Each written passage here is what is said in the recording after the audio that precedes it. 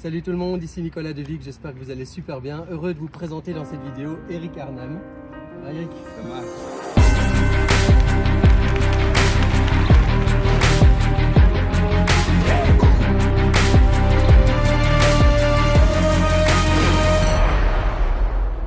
On vient de marcher 2 jours pour une randonnée bivouac organisée par Eric avec moi, avec mes 2 gamins. On a fait ça entre mecs. Et je trouve ce projet que Eric porte vraiment super intéressant.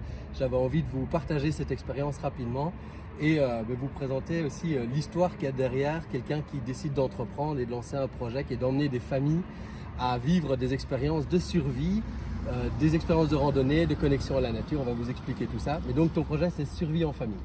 Mon projet, c'est Survie en famille, effectivement. Je l'ai commencé il y a à peine 1 an, en 2021. Okay. Et pour moi, ça vient comme un projet après plus ou moins 15 ans d'expatriation en Afrique centrale. Yes. Et je voulais revenir dans mon pays natal, la Belgique, et pouvoir faire quelque chose qui ait un impact sur la nature. Ouais. Et la meilleure façon pour moi de le faire, c'est justement de sensibiliser le monde sur la reconnexion à la nature, le fait que la nature ne nous est pas hostile et au contraire, on peut passer de très très bons moments ensemble dans la nature et notamment comme on vient de le faire ces quelques jours-ci avec toi et tes fils. Yes. Puis je suppose que la nature est un peu moins hostile ici qu'au Congo ou dans d'autres pays où tu as vécu. On risque de croiser un éléphant ou un lion. Ouais, ici c'est plutôt tranquille, mais quand même il y a 2-3 petits trucs, des gestes fondamentaux je pense qui sont importants dans notre culture. Je pense que de faire un feu par exemple, c'est de savoir allumer un feu, c'est quelque chose qu'il faut savoir.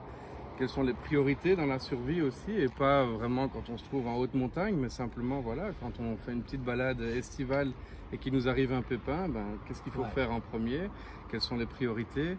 Et je pense que au-delà de cet aspect un peu plus sérieux, il y a aussi l'aspect beaucoup plus ludique où on s'amuse ensemble, en famille, on est dehors dans la nature, on oublie tous les tracas, on laisse ça à la maison. Ah, ça fait un bien fou, juste mettre les écrans de côté, pouvoir juste à faire un feu, à tailler un bâton.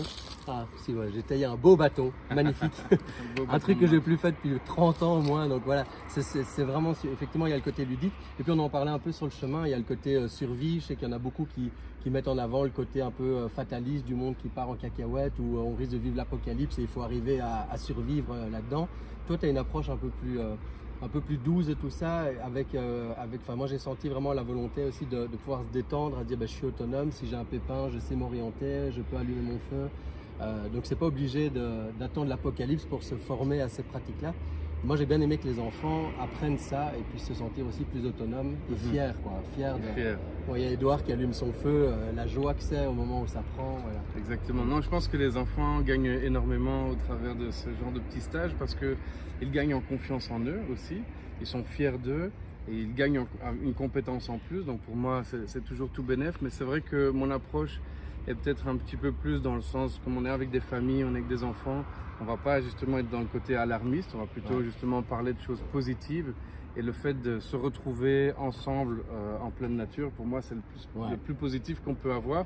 Comme je dis toujours, on se reconnecte à la nature, mais on se reconnecte aussi entre les membres de sa propre tribu, quoi. Ouais, tout à fait. Et puis parmi les gens qui nous regardent, il y en a, la chaîne s'appelle J'entreprends ma vie, notre business à nous. Et il y a beaucoup de gens qui parfois hésitent à oser faire ce que tu as fait, de se réinventer plusieurs fois. Hein. Toi tu l'as fait de Belgique à plusieurs pays en Afrique, revenir en Belgique, créer un nouveau business. On a croisé également ta femme, tes enfants qui font partie du projet. Tout à fait, voilà, chacun a son rôle et nous on a ça aussi de vivre ça en famille. Quel serait le conseil que tu peux donner à quelqu'un qui a envie de se lancer et peut-être hésite ou a peur ou se dit que c'est pas le bon moment? Voilà. Bon, chacun a sa propre situation, mais je pense qu'effectivement il n'y a jamais de meilleur moment qu'aujourd'hui pour commencer à vivre son rêve. Donc à un moment donné, il faut juste se lancer. Peut-être ça marche pas, peut-être que ça fonctionne, peut-être que ça marche pas tout de suite et il faut apprendre un petit peu quelques petites compétences en attendant. Mais en tout cas, c'est jamais trop tard. Mais il faut toujours y aller. Il faut toujours avoir le courage de changer de vie parce qu'après, on a toujours peur de ce qu'on ne connaît pas. Mais le risque d'avoir un grand bonheur c'est Ouais. quelque chose qu'il faut tenter, non? C'est vrai. C'est plutôt une chance, mais voilà. C'est vrai. on le Et je voit. trouve que la randonnée qu'on a vécue ensemble avec toi est aussi une belle métaphore de ça. De toute façon, on avance et puis on verra bien et Exact. on a des outils à disposition pour s'en sortir quoi qu'il arrive. Quoi qu'il Et arrive. c'est un peu comme ça dans le business aussi. Moi, on a coaché des centaines de personnes et il n'y a encore jamais personne qui nous a appelé en disant ah, je me suis lancé et maintenant je suis en train de mourir. Mhm. Et on trouve des ressources en cours de route. Exact. Et s'il faut se reposer, s'il faut aller demander de l'aide à quelqu'un d'autre, on trouve aussi un chemin. Mais donc, si les gens veulent te retrouver, c'est sur survieenfamille.com. Donc survie-en-famille.com. On va vous mettre le lien dans la description. Donc allez voir tout ça. Moi, je l'ai trouvé sur Google en cherchant une randonnée bivouac survie en famille avec mes enfants et je suis très très heureux de cette expérience. Donc, je vous invite vraiment à vivre ça. Et puis, encore un petit mot de la fin, je sais pas. Qu'est-ce que tu veux dire? Ben, lancez-vous. N'ayez pas peur de.